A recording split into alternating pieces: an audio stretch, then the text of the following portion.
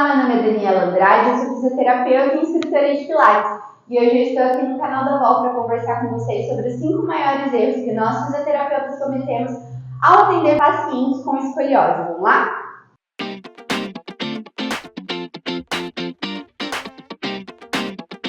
Então, vale lembrar que a escoliose geralmente aparece na nossa fase de crescimento. Então, criança e adolescência, a fase da criança e da adolescência. E é uma deformidade que acontece na coluna vertebral em 3 planos, né? Ela é tridimensional.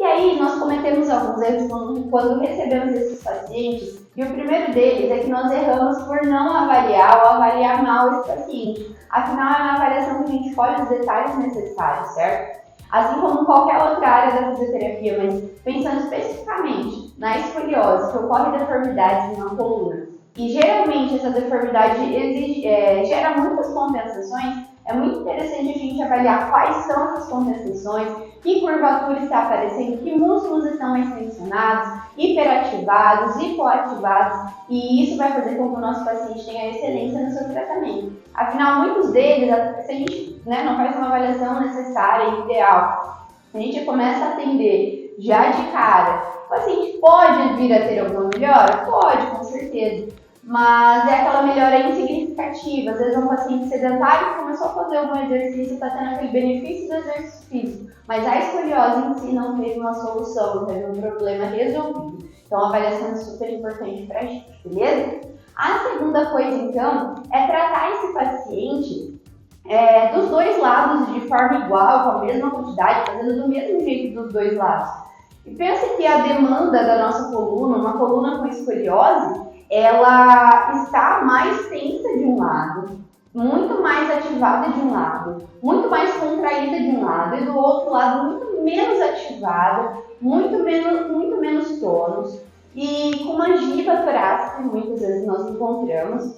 E como é que eu vou fazer para os dois lados a mesma coisa nesse paciente? Não faz sentido. Então, um erro que a gente comete muitas vezes no paciente é trabalhar os dois lados iguais. E aí, às vezes, a gente fala, já que não é os dois lados iguais, então eu vou fazer um pouquinho mais de um lado e algo um pouquinho menos do outro. Como se fosse uma sugestão. Vamos, jogar aí e ver o que vai dar. E não é assim, né? Se a gente fez uma boa avaliação, a gente sabe que não dá pra gente tratar os dois lados de forma igual. Algum lado precisa de uma técnica diferente, de um incentivo diferente, de um crescimento diferente. No outro lado ali da nossa coluna não está tão adequado para receber aquilo, precisa de um relaxamento, enfim. Nós precisamos tratar cada curvatura de um jeito específico. A parte côncava com a necessidade da parte côncava e a parte convexa com a necessidade da parte convexa. A torácica com as necessidades da torácica, a lombar com as necessidades da lombar. Então, saber especificar e dividir isso é super interessante.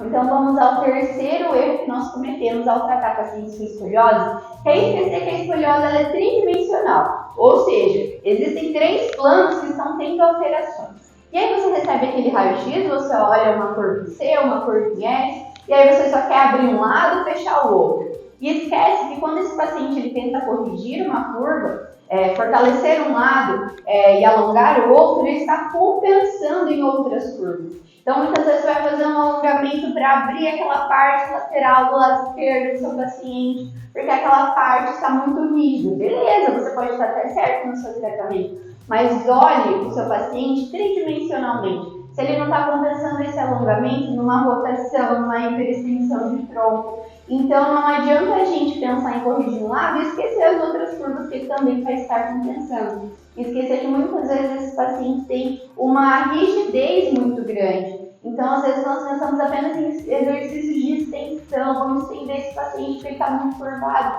Mas ali no meio daquela corcunda daquele paciente, vamos chamar assim, daquela giba torácica, nós vamos encontrar retificações. É muito comum encontrar retificações em pacientes com escoliose. E não adianta a gente só pensar em fazer extensões de coluna, que isso não é apenas o que ele precisa. Por isso que está vendo como os nossos erros vão sendo construídos, né? Uma boa avaliação vai fazer com que a gente entenda que cada curvatura e cada segmento da coluna precisa, vai fazer com que a gente consiga especificar o exercício necessário para aquele paciente em cada plano, seja nas rotações, na flexão e na extensão e nas inclinações também, tá? Um quarto erro que nós conseguimos também perceber desses pacientes é focar só na curva. Então, às vezes a gente olha lá, recebeu o laudo, nem avaliou, nem viu o ângulo se está certo, a quantidade de exercícios que nós vamos fazer, nós só jogamos lá, olhamos a curva, queremos abrir aquela curva. E não é assim que funciona. A gente sabe que quando a gente tenta abrir uma curvatura, a pessoa pode estar compensando no ombro, pode estar compensando num músculo muito tenso ali no quadril, uma inclinação pélvica muito grande, né? Então, um joelho muito valgo, um pé muito plano e uma cervical que também está desenvolvendo ali uma parte escoliótica, né? Então, é muito interessante a gente ver os outros fatores interferenciais que agregam esse paciente, não olhar só a curva, olhar toda a estrutura do paciente, principalmente cintura pélvica e cintura escapular, mas também membros superiores, membros inferiores e cervical. Enfim, olhar o paciente como todo, tá? E a última coisa, e o último erro que nós fisioterapeutas cometemos, é que nós não olhamos o paciente fora da clínica, né? Nós olhamos dentro, nós esquecemos da educação em saúde e nós esquecemos que a maneira que a gente ensina esse paciente vai trazer a excelência do tratamento dele ou não. Se nós educamos bem esse paciente, ele consegue se corrigir na sua casa, na sua escola, consegue trabalhar melhor essas curvaturas.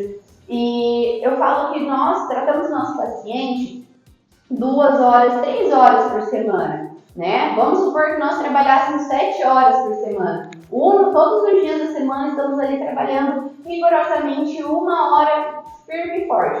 Mas esse paciente sai, ele vai sentar de uma maneira, de uma postura escoliótica, né? Ele vai para a escola, ele vai ficar lá 6 horas numa postura escoliótica. Ele vai ficar em casa jogando um joguinho. Ele vai estar trabalhando numa postura escoliótica. Então, se nós não ensinarmos esse paciente, não vai adiantar muita coisa nós fazermos o melhor tratamento, sem ele também se ajudar, né? Então, a postura escoliótica incentiva muito mais a escoliose a piorar. Nós precisamos ensinar esse paciente a se cuidar, se tratar e fazer o autocrescimento, melhorar as suas curvaturas fora do ambiente da nossa clínica.